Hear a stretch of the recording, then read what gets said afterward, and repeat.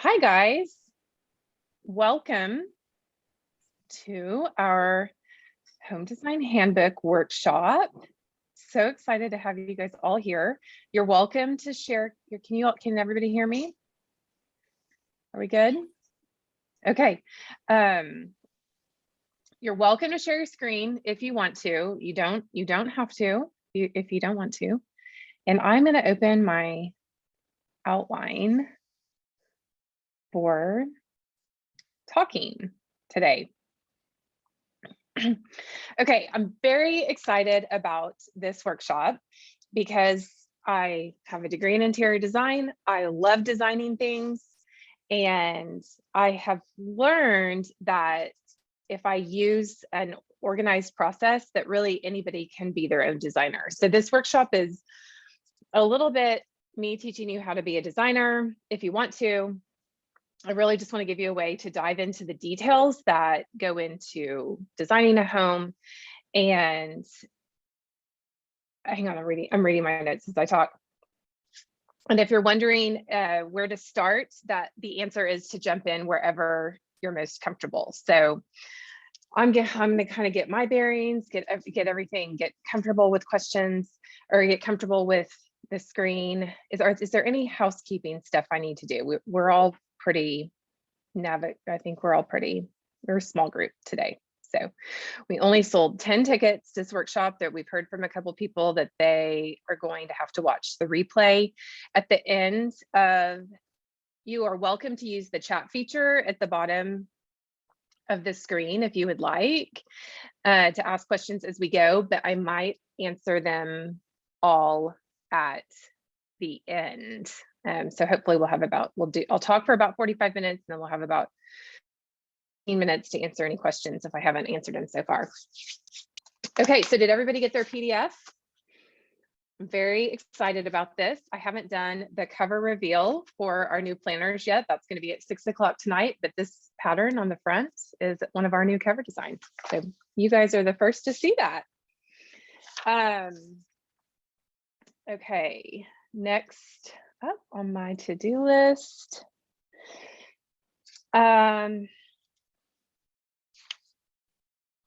This workbook is designed to help you redecorate, redesign, or remodel a home. I'm going to walk you through the steps that I use to discover details that you can add to your own home.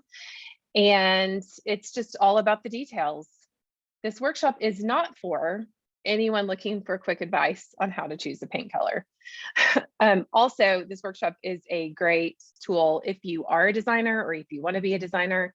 This is a really great introduction into not the business side of running an interior design firm, but what I'm going to teach you, you could do this for clients and use it to make money. So that's cool too. Okay, why do you need a home design binder? First of all, no matter what stage of remodeling you're in, you're going to need a place to keep all those numbers. And the more organized your numbers are from the beginning of a project, the easier the more smoothly your project will go. So whether you're doing a big project like a kitchen, or a small project like buying new furniture for a living room. Oh, I just echoed myself. There we go.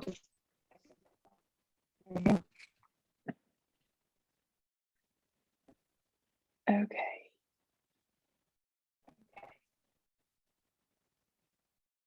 Emily, can you mute people as they come in? Is that possible? Mute people as they come in. Okay, thank you. Okay, so big project or small project, and that's when I said earlier, just dive in wherever you're most comfortable. You may already be in the middle of a kitchen remodel. You may be tearing apart a bathroom right now. You may have furniture on order, and the workbook is designed that you can start plugging those numbers and those details into wherever you are, and then you're just going to build this as you live in your home, or if you're using this for a client project, you will just build it out as you work with your client on these projects. You will just add to it as you go, add things as you go. And there's sort of a snowball thing. I've said the word numbers a lot so far. There's a snowball thing that happens with numbers. You need existing furniture dimensions if you're going to buy new furniture. You need room dimensions if you're going to buy furniture. You need room dimensions, believe it or not, when you go to order window treatments. You need wall dimensions when you go to order cabinets. You need cabinet dimensions when you go to order hardware. So all of this stuff really starts to domino, and keeping it all in one place is going to be really important for keeping your project on track. So on page 3, I have printed all of my, if you guys can see me, how do I, I'm trying to figure out, there we go. This page 3, talks us through the 5 sections of this binder, or the 5 sections that you're going to need in your home design binder. So we're going to start by talking, I'm going to walk you through this first little getting started section. Then we're going to start by talking about concept.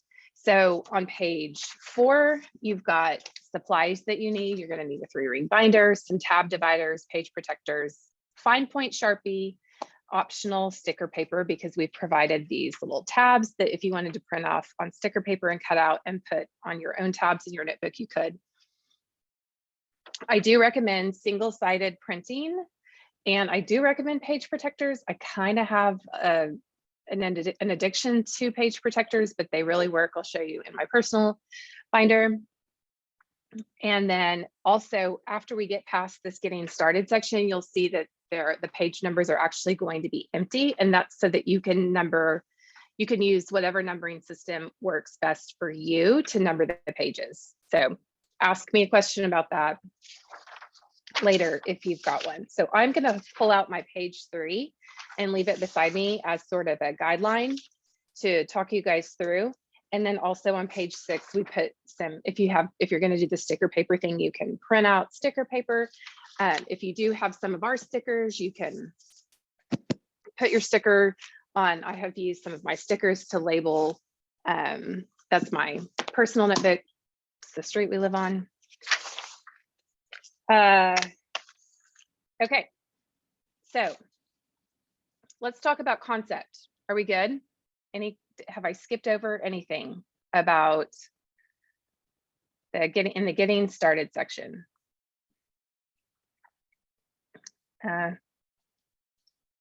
Interrupt me in the chat box if I skipped over anything. Okay, so in the concept section, the first page is finding inspiration. The whole idea behind the concept section is really getting a feel for an overarching plan for your home. So if we're gonna approach our homes in a room by room fashion in just a minute. But if you start with an overarching big picture idea, it can provide a lot more unity for your final product. So anything that has to do with your whole home is going to go in the first section. So here's my binder. My first tab, I've actually called mine plans, but not everybody has home plans. Not everybody needs a set of home plans, but our house is 50 years old and we were able to get the original plans for it. So I made copies of those and I put that here in the beginning. I will tell you, especially if you've got a client project happening or even your own home, keeping the most recent, somebody once told me that home plans are a living document. They're not final until you're done with the house. And if you're never done with the house, the plans are never final. I draw my own floor plans in an architectural program. And so as I update my floor plans, I keep a copy of those plans in the front of my notebook because you reference them all the way down to ordering cabinet hardware. It's fascinating. And so I keep that as my front page. But then I also have some close-ups, different versions of a plan. This one shows some exterior details. I also have in this section a thing called a schematic narrative, which is a fancy word for what story is this house telling here. It's schematic narrative is a term that architects use to specify, to do like a broad specification. So mine talks about the flooring in every room, the trim styling in every room, the ceiling in every room. I have designed a quick little worksheet that's less in-depth than what I have done for myself personally. And it's part of this overarching concept. The overarching concept is important because as you go through your project, if your goals change, the project gets off track. And coming back to this concept, this vision, this what story is my home telling is so important because it's going to keep you on track. I can also give you another tip, and that's something I picked up in the graphic design field. You can have things good, fast, or cheap, pick two. And if you think about that, there's a Venn diagram on Google, if we wanted to Google it really quickly, for just if there's no way to have it all. You can have it good and fast, but it's not going to be cheap. You can have it cheap, or we could use the word affordable and good, but it's not going to be fast. Or you can have it fast and good, but it's not going to be cheap. And I would also encourage you at the start of any project, especially if you're working for a client, to identify which of those two goals you're going to pursue, because there are so many decisions that have to be made in the course of designing a home that trying to reach to achieve all three of those things is just really impossible. Really impossible. And so that acts as a framework for helping you decide what to say yes to and what to say no to. The design narrative answers the question of what story are we telling here? So think about who will live in your home, who will you host, what needs those people have. Think about what mood and emotion you want the physical appearance of your home to convey.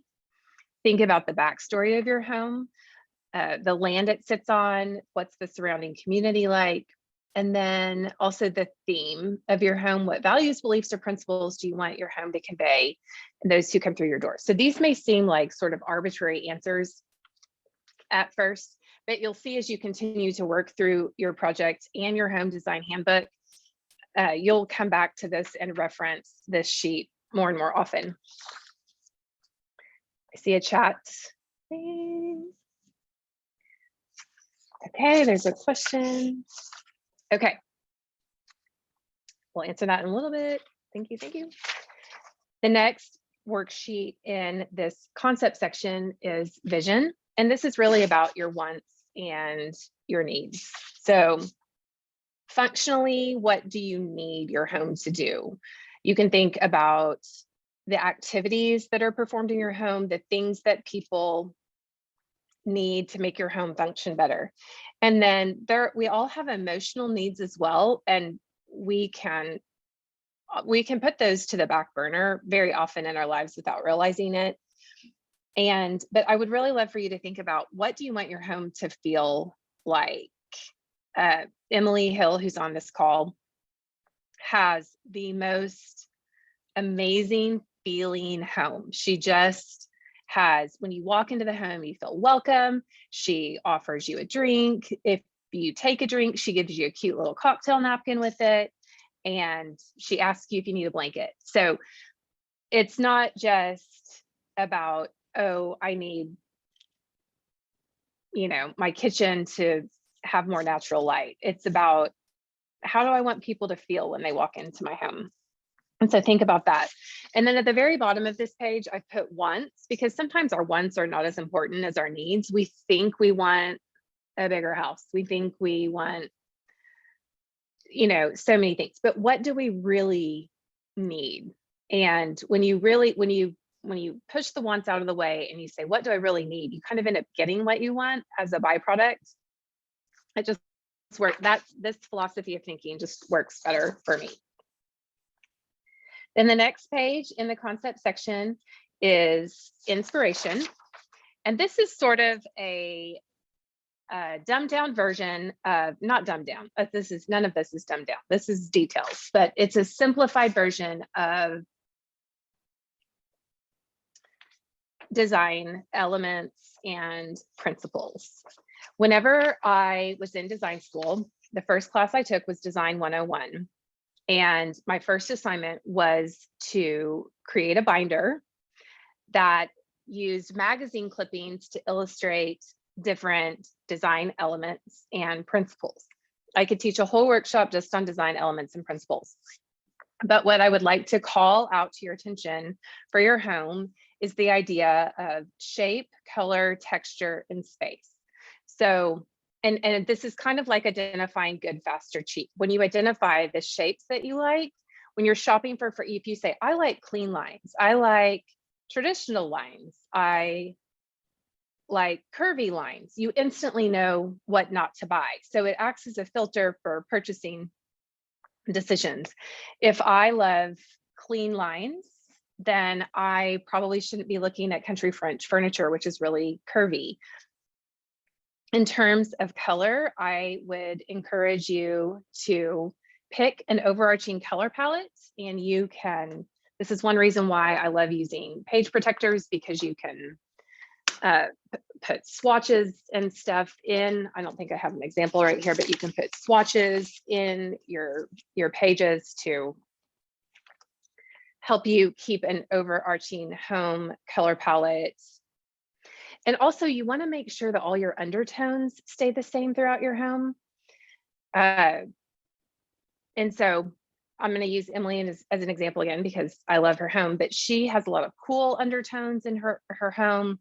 Her walls are white, but there's a very crisp blue undertone to them. She's turning on her camera because I guess I keep talking about her. And it's almost like maybe we need a little tour of Emily's house. But crisp, cool undertones. And then my whites have a lot more cream color, warmer undertone to them. And making sure, so if I go pick a dark green color, it's going to be different than Emily's dark green color, because she's got the cool undertone and so my green would end up being warmer. It would end up being more of an olive undertone, where hers would be probably more of a blue undertone. So just think about your color palette. You can, in this front section, this concept section, this is a great place to play around with paint chips and things like that. Then think about textures. I realized a few years ago that I like a texture element in almost every room, and sometimes it happens by default and sometimes it doesn't. But if a great practice for this would be, go sit in your living room and just look around you and count the textures. And if you want to take that exercise a step further, ask what the contrast to that texture is. So if you have a basket sitting right there that's heavily textured, is there something also near it that is sleek and smooth that acts as a contrast element for just that element of texture?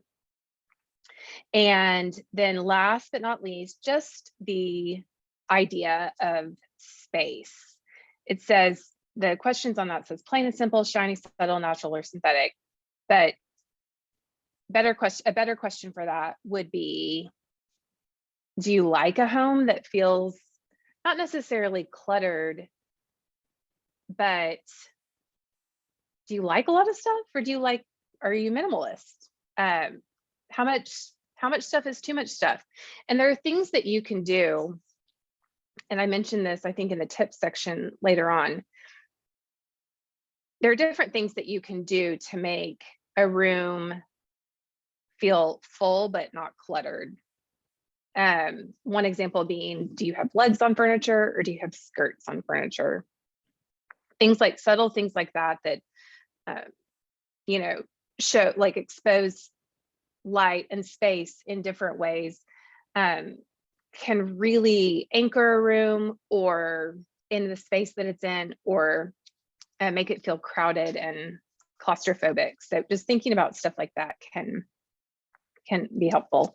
At the bottom of that page, I have a little explanation. We use the phrase "murder your darlings" around our office a lot.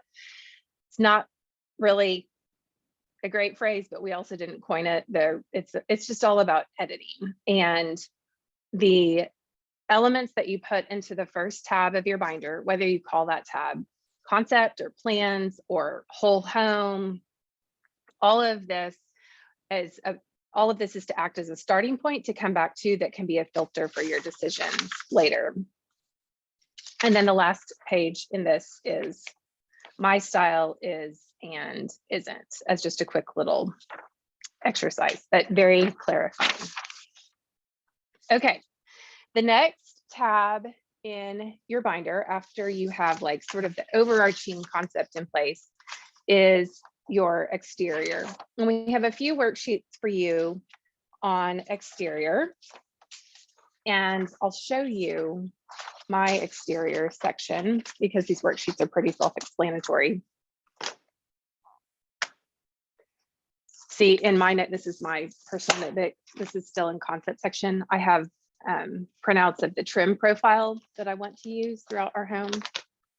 And then I've done a little bit of my vision work. And then I get to an exterior tab. And my tabs are not great, you guys. I cobbled this together. I just made the printout pretty so that all of your stuff can match. And that is a good time to answer that question that Robin put in the chat box. Can we share the font so that you can make everything consistent? And absolutely, we will find that and let you know what it is. So in my exterior section, I have some elevations that someone provided that was helping us with our house. They're all in one packet. I have a bunch of elevations shoved into that one. So that's the only thing I currently have under my exterior tab. I'm hoping that we can do a gardening guidebook workshop in March.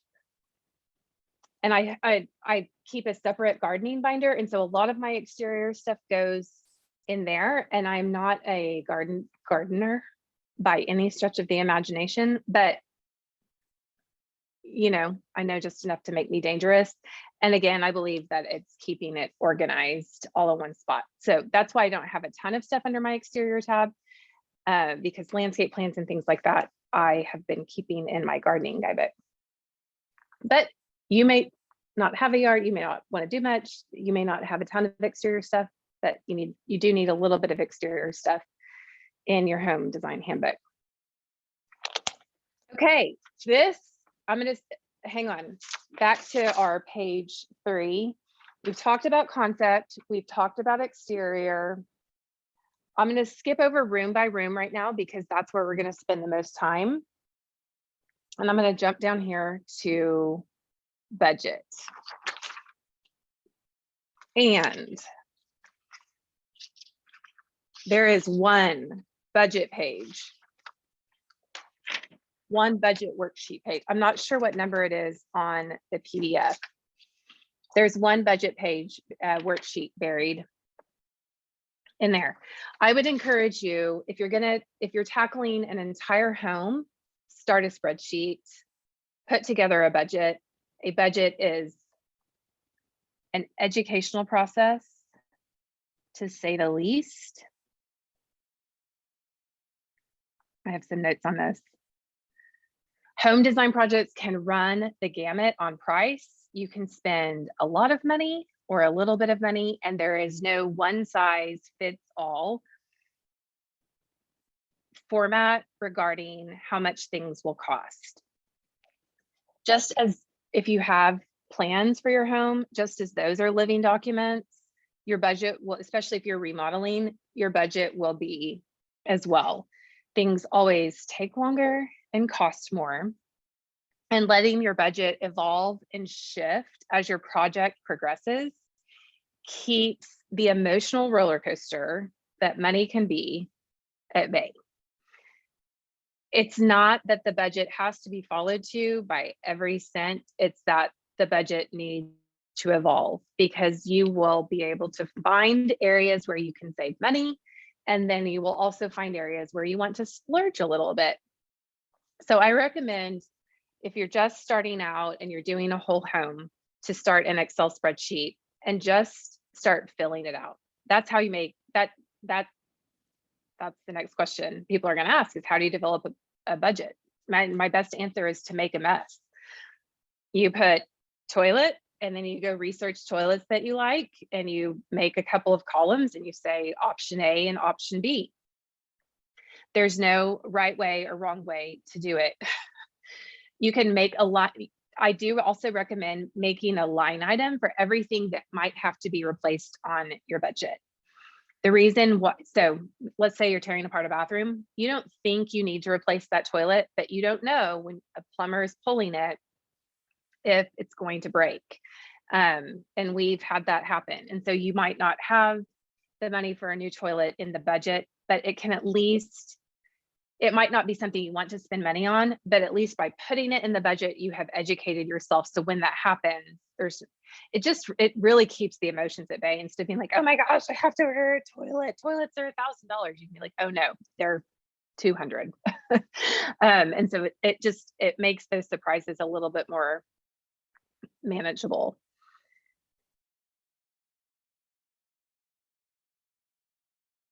I said, I'm just typing, I'm reading what I wrote. To recap, even if you don't have plans to purchase a new toilet for your remodeling project, it will be beneficial to get a feel for what the prices are. I've never been through a remodel where I haven't had a surprise or 12, or a new build for that matter. I've always had to adjust a budget or put off investing in something I wanted because plumbing or something not as fun takes the budget. So this budget template is provided for you. I would recommend a spreadsheet for the whole project, but then this little worksheet can come in handy for managing each room. Which takes me to the next section, which is room by room. There's a little kind of title page that announces the start of this section in your PDF. And the main idea behind all of the worksheets in this section is to let these worksheets act as building blocks that create a plan. So just as an example, can you guys see? I'm not looking at my video. Okay, so I'm going to show you my notebook, and again, mine's messy because I have built it out as I've gone. So this is my kitchen tab. Here's an old room worksheet. I've got elevations. I've got bid sheets, prices, quotes on what appliances were going to cost. Under my dining room, I have, this is whenever I painted the mural on my dining room wall, I used this, I printed out panels as inspiration and then hand drew it on the wall. Under my scullery page, I have a floor plan for that project, wall elevations for that project, more wall elevations. These are some of the faucet choices we looked at. And so what I have done in creating this series, I think there's 12 individual worksheets in here, and we'll walk through all of them, is you can approach your process in a much more organized fashion than I have approached mine. And you can do that by deciding which of these building blocks you need to create a plan. Are you guys with me? Clear as mud? Okay, so the first step for every room, Evaluation. And the reason why an evaluation is important is because you kind of did this in the overarching concept section, but you need to identify in each room what's working, what's not working. And then you need to also identify what are your storage needs and what activity zones do you have in that space. So think about, I'm sitting in our kitchen right now, and the activities in a kitchen are numerous. There's cooking, but we could break cooking down into prep or baking or making cocktails. And that we actually have in our home, we have different areas for each of those tasks, and really starting to think about what you do in each room can help you. And man, it just helps you organize stuff. You're not looking for you're not digging through a junk drawer looking for a corkscrew if you put all the bar utensils below the wine. So just think about the activity zones. Other things that happen, as an example, in this room, our kids do their homework. We have a TV, they watch television. Friends come over, friends watch television in this room. So just thinking through, and you could even take your time to do this. You could print out one of these evaluation sheets just to get started. You could print out one of these evaluation sheets for every room in your house. And then as you use those rooms in your home, just make notes of these things to help you get a feel of the flow of traffic through your home and how people use each space. And once you have this, you'll have a clear idea of the things that need to happen, and then you can design. So it's starting from a place of function and not just form, because your house, we want your house to be beautiful, but we want it to work for you and serve you. Okay, after you do an evaluation, the next thing that you're going to need, especially if you don't have a floor plan, is you're going to need dimensions of your room. So this is good old fashioned grid paper. Here's a little tip. You can use 1 square equals 1 foot, or what I did in high school whenever I drew floor plans on notebook paper instead of paying attention in math class, was I used 1 square for 2 feet, because the standard dimension for the standard depth on countertops is 24 inches. It's 2 feet. And so if I'm drawing a kitchen on here, let's say my kitchen is 10 by 10. It's a small kitchen, but let's say it's a bathroom, 10 by 10. So I'm going to draw a box that's 5 squares. Now to make my cabinets, I just use 1 set of squares. So I prefer to use 1 square equals 24 inches or 2 feet. But if you have a small room and would like to draw it bigger, you can. Also, there's a spot for you to write the room dimensions up here, just because you can draw it out, but just having it, I've tried to put dimensions that you're going to need at the top of the next couple of pages, because you'll reference them frequently. And then also don't forget to get your ceiling height. You'll be surprised at how much you need that. And then there's just a call out here for what do you want your desired focal point in that room to be. Whenever I was in design school, we talked about focal points a lot, and it was almost every time we had to do a design presentation, I'm laughing because we said the same thing over and over again. The focal point of this room is, and it in one way, it feels like an arbitrary decision. Like, I want the focal point of this room to be a stove. I mean, it's not like a big rocket science thing. It's just, what do you want to call attention to? And then noting that for yourself, because subconsciously you end up designing that way anyway, but calling it out is important. It felt arbitrary to me in design school. The other thing we always said in design school was, if we didn't want to change anything, like, so say the project was a remodel, which we did frequently, we did for actual people people in the community would come to the design school and we would work on the project and they would pick the room that they liked best. If there was something that we didn't want to change, we used the line in order to preserve the integrity of the building. Like if it was difficult to take out a window or move a wall, that was our excuse in our design presentations. In order to preserve the integrity of the building. Anyway, okay.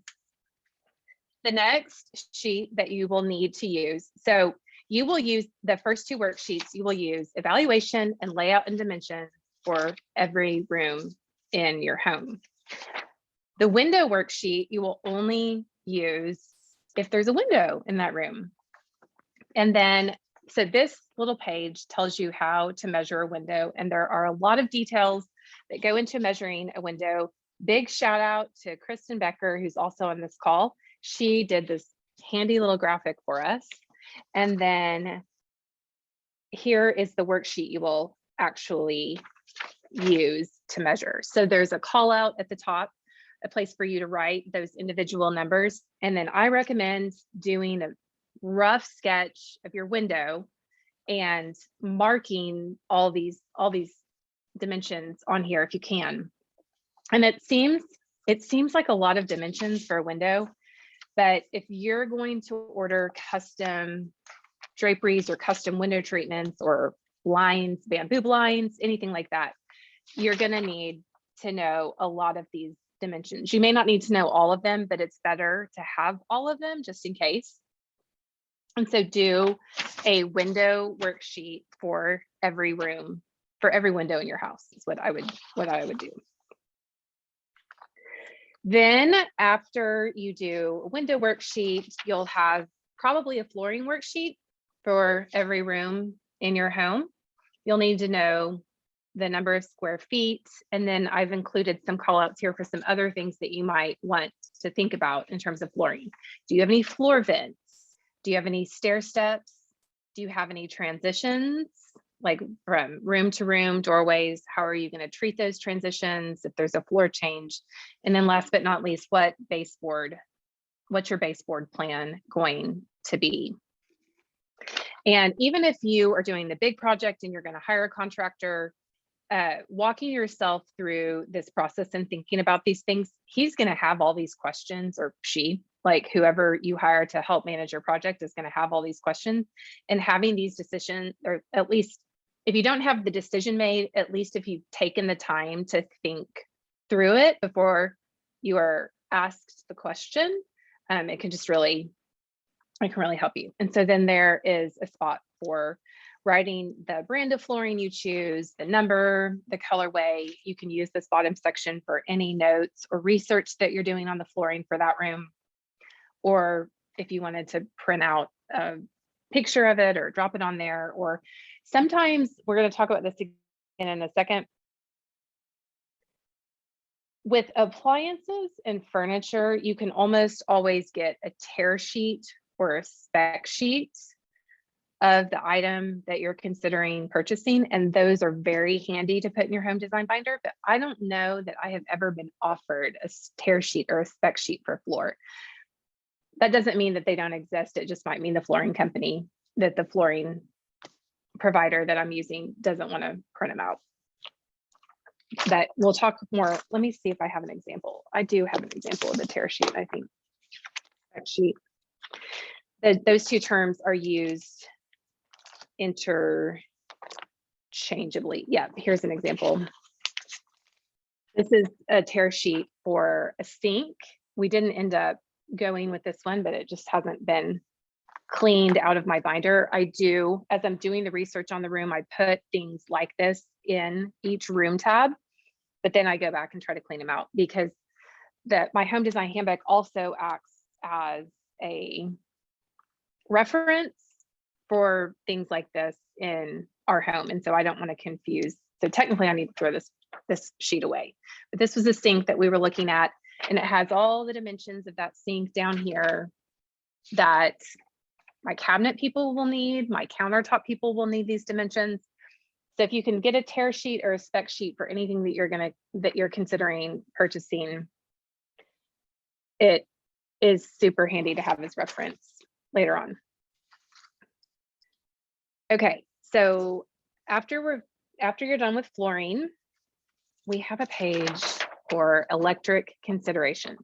Now this page, the back tab in your binder needs to be what I call cheat sheets. This is my very back tab. It says cheat sheet. Technically, this is a little bit of a cheat sheet, but because this is a starter kit to help you build out your home design handbook, this is why I left the page numbers blank. You don't have to keep this.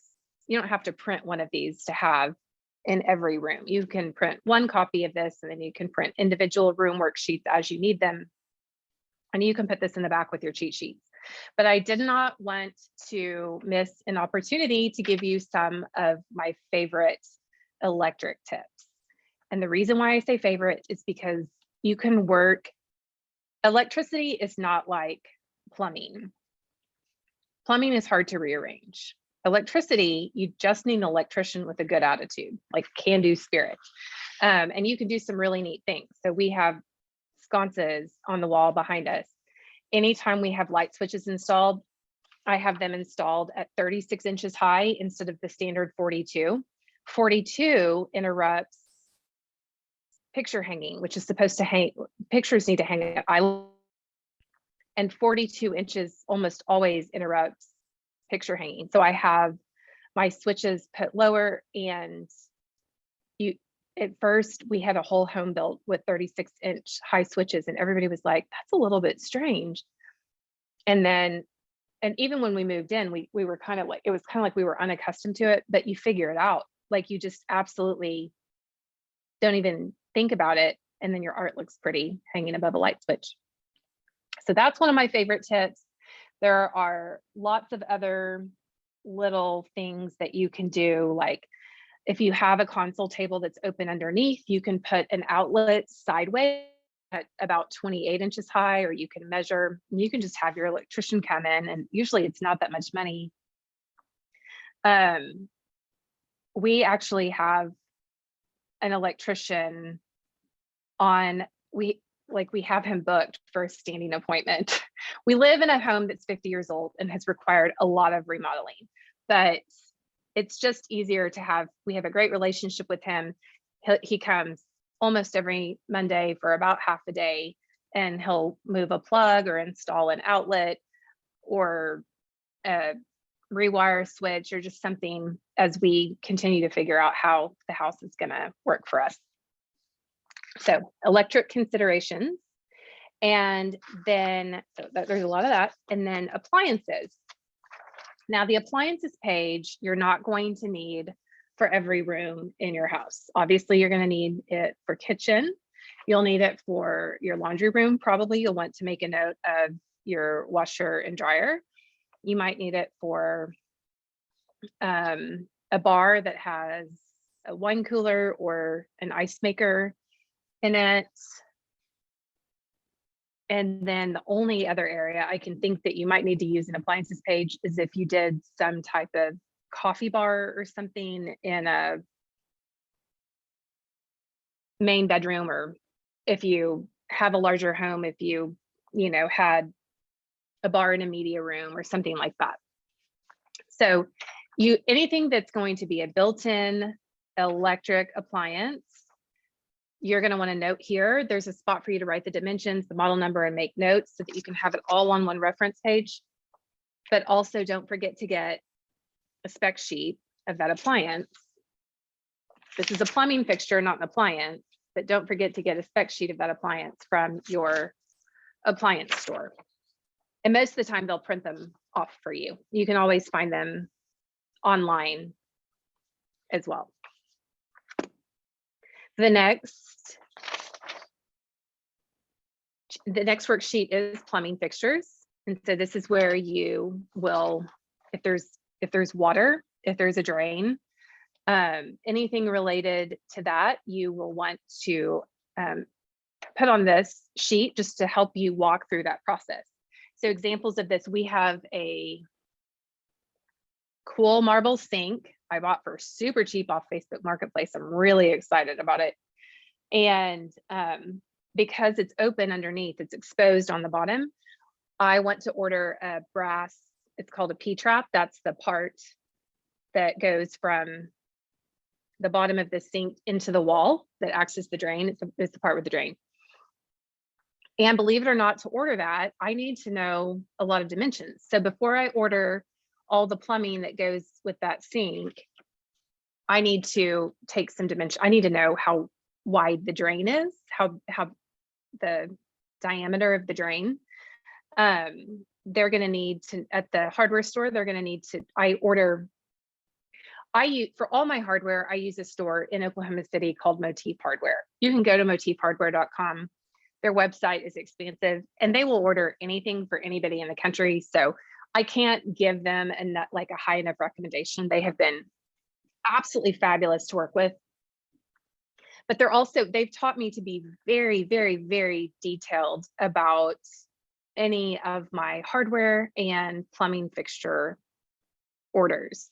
This is also a fun place. I didn't even know until, probably about the time we moved into this house, that you can order unlacquered brass water supplies for your toilets. You know, that little thing behind the toilet, that little handle that turns on and off. You can get those, like, it doesn't have to be plain silver from Home Depot.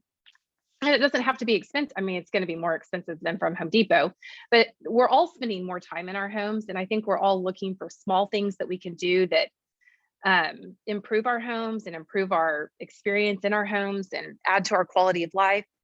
And if you want to spend a splurge on a unlacquered brass water supply line to your toilet, I think that's a fun purchase. Maybe not everybody does. Some people would be like, I would rather have a new handbag, Whitney. I'm like, no, give me the solid brass. Okay, water supply.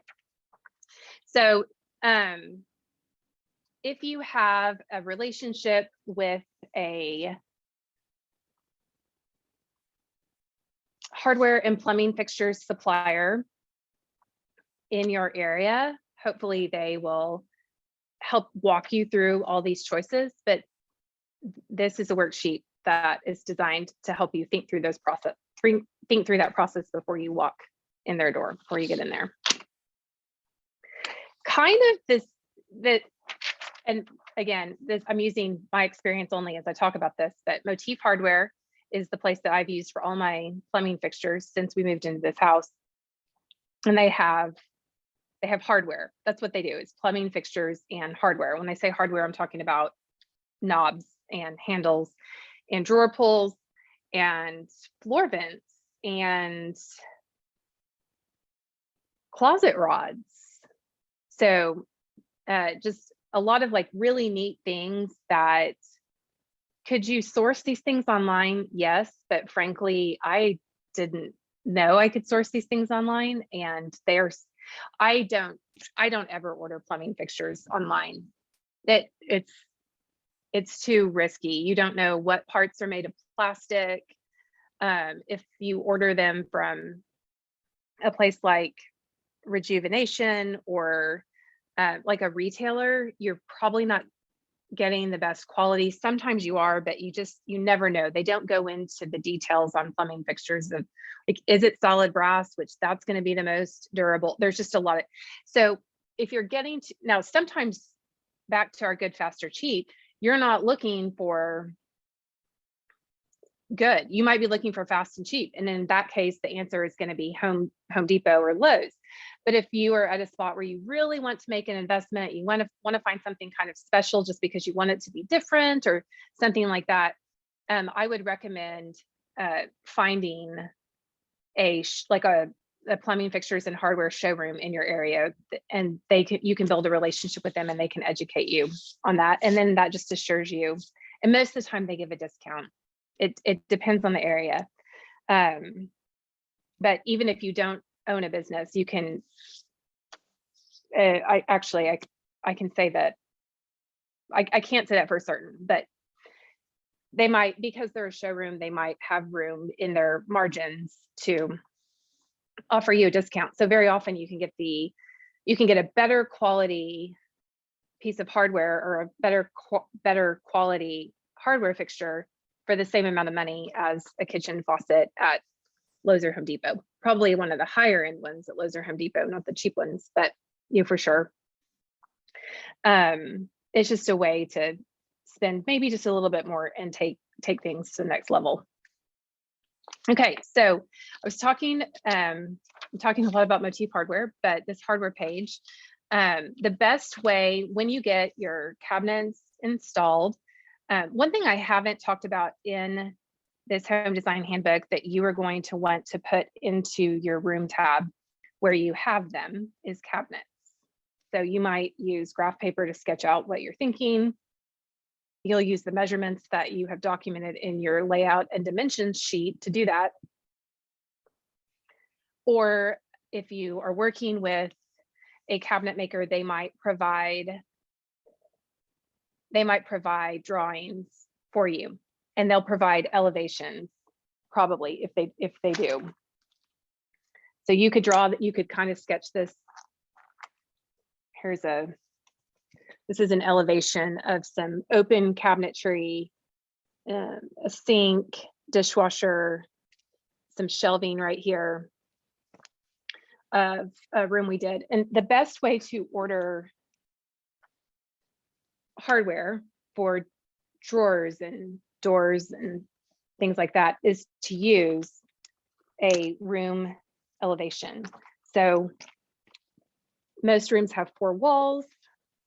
In this room, so in having an elevation of each wall, even if it's just a rough sketch that you've done on your own, I know I need to order 2 doorknobs for this room just by looking, and maybe some hinges for the doors just by looking at that wall elevation. So the best way to order hardware is, I say, wall by wall. So on this worksheet, there's a spot at the top of every worksheet for you to write the name of the room that you're working on. But then on this one, what wall are you on? This is the northwest wall? This is the south wall? Or you can give the wall a name. You can say this is scullery wall 1, just something that you're gonna know. And then I would also recommend that if you are sketching out elevations of any kind, you write the name of the wall up here, just in case anybody picks up your home design handbook and is trying to find this information, like your husband, whatever, assistant. So wall by wall, and then starting with the upper cabinets and going left to right. So very often upper cabinets in a kitchen there's a top row. Sometimes there is electricity and lighting in that row.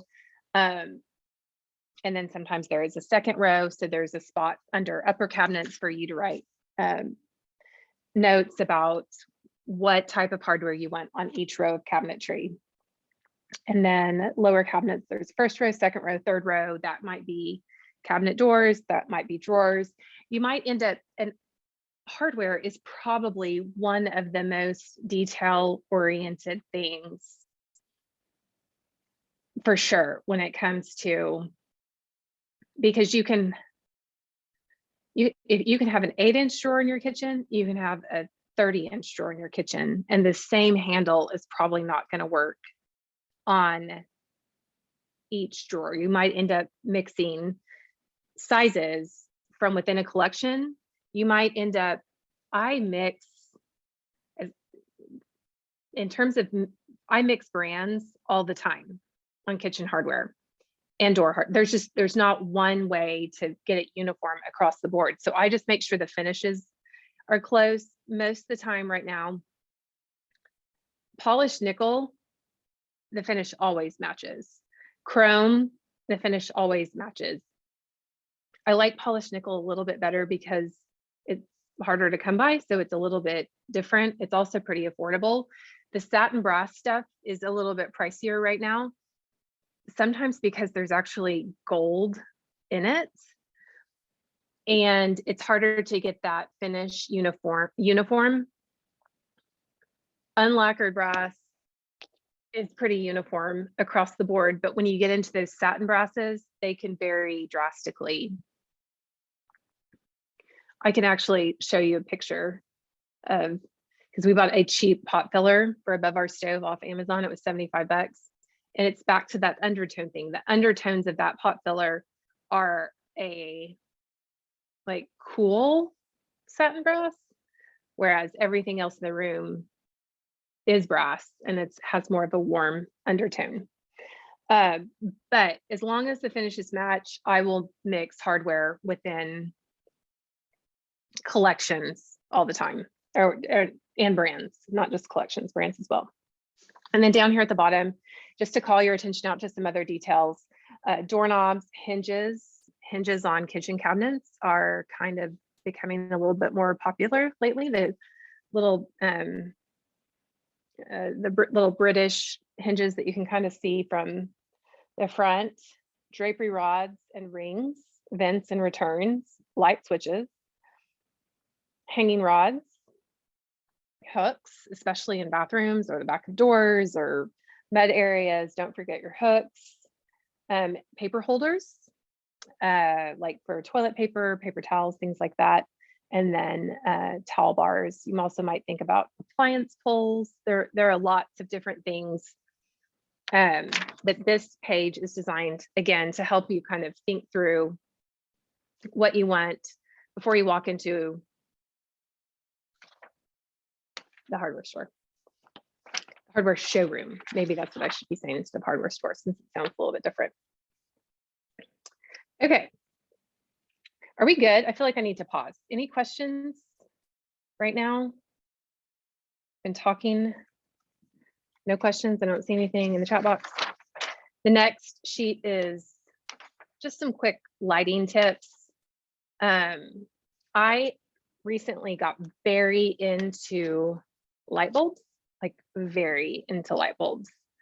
And those Hue light bulbs from Philips, have you guys seen those? They're $50 a light bulb. For one like little candelabra bulb that goes in a chandelier. Like that's like $600 worth of light bulbs if I put them in my dining room chandelier. No, I know they're supposed to be great. You can change the color. I don't know. LED light really, like the light put off from LED bulbs, which are more and more the standard these days, it is very cool sort of by default. So I try to buy bulbs that we're all after sort of a warm light feel, because we don't want our homes to feel cold. And you can control so much of an atmosphere just with the right light bulb. So things that, and it's hard, I don't have, like, I wish I could be like, I have researched every light bulb in the world and this is the one you need to use.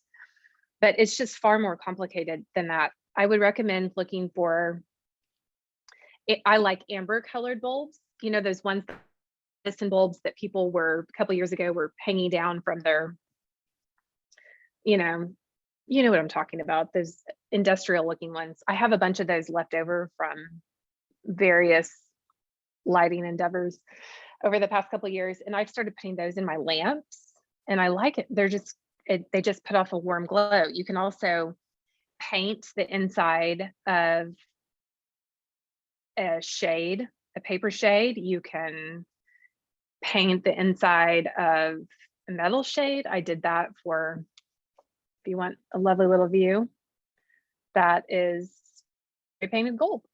Like literally just took a can of spray paint, and those are $25 lights from Home Depot. I love to, it's almost like I love to save and splurge. It's almost like I don't even want to pick, whenever I think about my home goals and my strategy, I don't even want it to be, I don't want to have to pick the basic thing just because that's only what I can afford. So I tend to, so like what we did in our kitchen was we kind of splurged on the stove. We found it on eBay. So we still got it at about half the price. But then instead of spending the money on built-in cabinetry on either side, we just have two little islands that kind of, they're going to work for us as long as we need them to work for us. And it was probably a fourth of the cost of having built-in cabinets made. So I kind of like to do things a little bit differently. Okay, back to light bulbs. So warm light bulbs, I like the Edison bulbs, anything amber colored, just look for warm lights, and whatever you do, don't buy daylight bulbs for your home. I don't know where you would buy them for, but you want warm light, you want to put in dimmer switches if you can, and you want to make sure the lights are dimmable. And then another thing that you want to make sure on light bulbs is that when you turn them, when you dim them, that they don't make noise. So it has taken me some trial and error to find the right bulbs that work in the right spots. Just save your Home Depot receipt and switch them out if they're not going to work. But I would really encourage you, that's a way that you can add a lot of atmosphere to your home without, you know, buying new furniture or rearranging or adding wallpaper or things like that. So there's a lighting worksheet. I would recommend using this for every room. There are 3 types of lighting. They call it ambient lighting. So that's just, I need light in this room. When you walk into a room, you turn on the light switch, you need light. Like, what is that? What's the overall general light for the room going to be? And then there's task lighting. And this is lighting that you need to perform different tasks at a different spot. So we use task lighting a lot in kitchens. Under counter lighting is task lighting. Pendants over an island is task lighting. Another place where you could think about task lighting would be maybe in a closet. You could think, I mean, I like to think about how you can do unique lighting situations in different rooms. I've found funky chandeliers at places like the Habitat, Restore, things like that. And put a chandelier in a closet or a cute little wall light or something like that. So task lighting is very often like a sconce. A sconce can be a task light. In bathrooms, I like to do, and this is becoming more, builders don't do this. So if you have a spec home, you probably have one light. Not that there's anything wrong with having a spec home. Our last home, we had built spec, but there's probably just one light. Builders just do a standard one light over a mirror. Well, that makes the lighting on your face when you're putting your makeup on really harsh. So doing 2 lights on either side of your vanity, and the standard height for sconces on either side of a vanity is 66 inches, but it also depends on the sconce. So 66 inches is just your kind of starting point. But it just makes the lighting, it's so much better for skin tone and things like that. You can also put diffused bulbs or like a diffused, and I said it like the white glass or the milk glass, like if you have you know, contemporary milk like that, if you have a contemporary globe type or even uncontemporary, like I guess old-fashioned homes have a lot of it. Like we're seeing a lot of the vintage globe look in houses right now. So if your globes are white, they don't show as much dust as glass globes. Glass globes get really dusty, and then you have to clean them. And especially if you have like the bell, like a bell shape, to get this dust in there, it starts to look weird. I don't like that. But the white glass will diffuse the light and provide a more natural cast in a bathroom. And then accent lighting is anything like picture lights. I love to add art lights to a room as a little subtle element, because it adds coziness, it adds warmth. I feel like it's almost like lighting a candle in a room. It just adds something to a space. You can also order picture lights that you can screw on to the back of your art.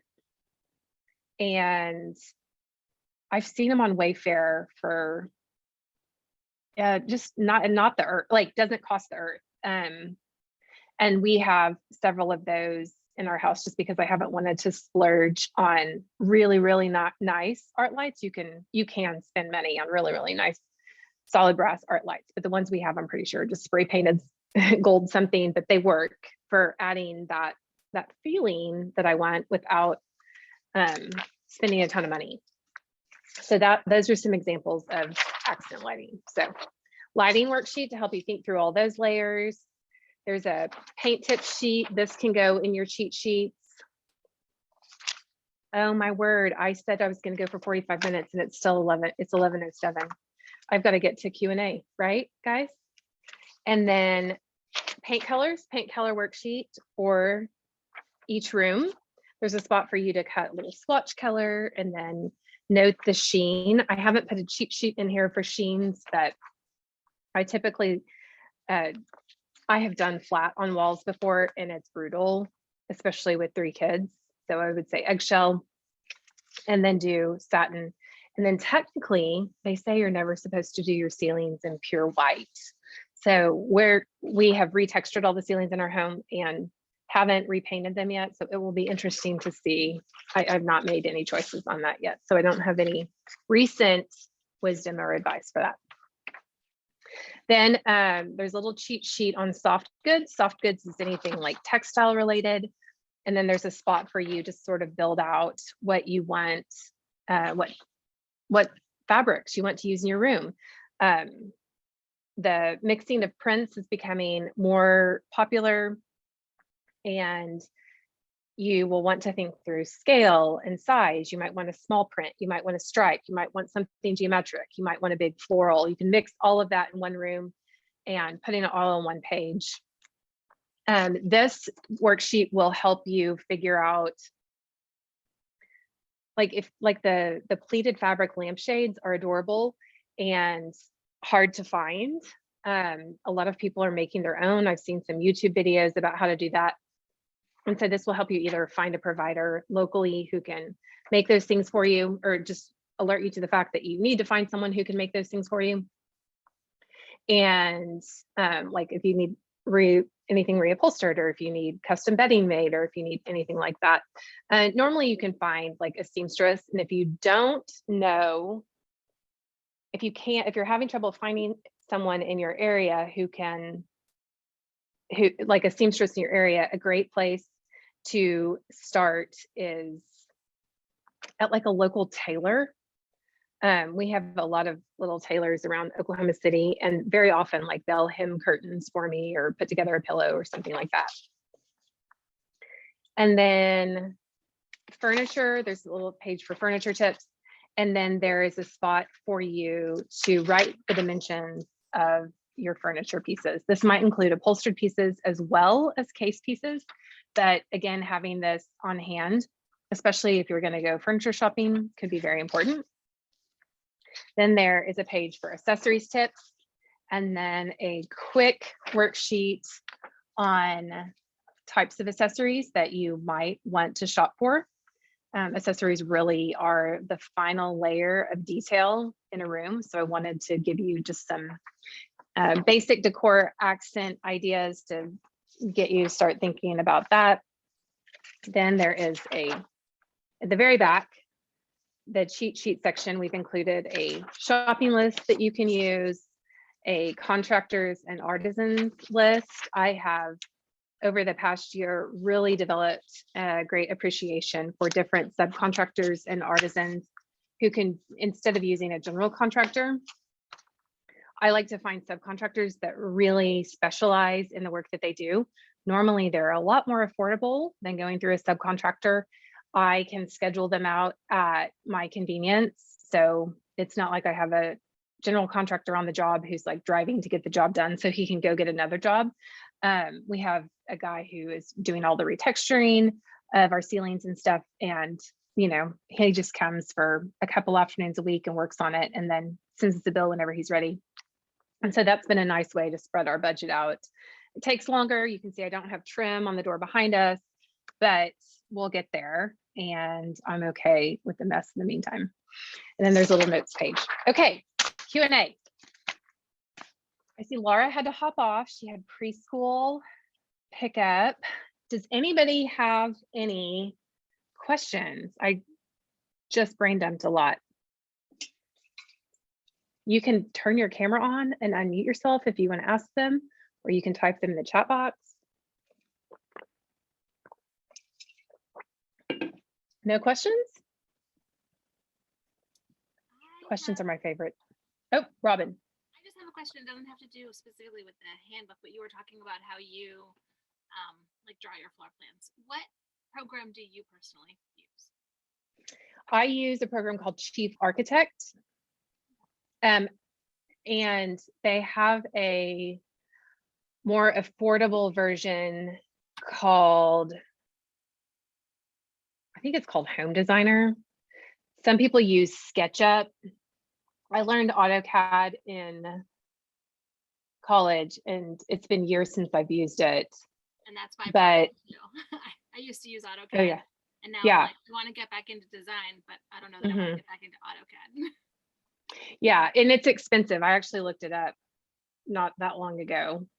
I think I upgraded my Home Designer program a couple of years ago. They do require, like, if you want the latest whatever, you do have to update your program. It's not like Creative Cloud where you have a subscription but they offer, when you update it, they do offer a payment plan. So I think it was $1,500 to update it. When we were going to build a house in rural Oklahoma in 2015, I started using it again, and I actually designed 3 complete homes in there that I took to our builder and had him price out building. And I had recently upgraded my software because I thought he would be using the most up-to-date version. And he was like, I had to update my software because you like, he was like, looking at your plans cost me $1,800, upgrade my software. So anyway, but I had upgraded and I did their payment plan. So it was like $50 a month for 12 months or something like that. But Chief Architect, or I think there's like a lesser version called Home Designer that'll get you the same bang for your buck. They also have really cool, like a lot of the appliances and sinks and plumbing fixtures, they have libraries that you can download to your computer. So if you're speccing a Kohler fixture or a Sub-Zero refrigerator or something like that, some of the brands have you can actually insert the actual item if you're going to use it for clients to spec that. But I like to, I've decided, I did a really big job last year, and I've pretty much decided I love doing this, but I don't know that I want to do it for other people. I think I'm more interested in teaching people how to do it for themselves, because we all are spending more time at home, and I just think loving on our homes is one of the best way we can love on our people. So I think home is a really cool way to just nurture those around us. So anyway. Thank you. Thanks for the question. Yeah. Does anybody else have any questions? I have a question.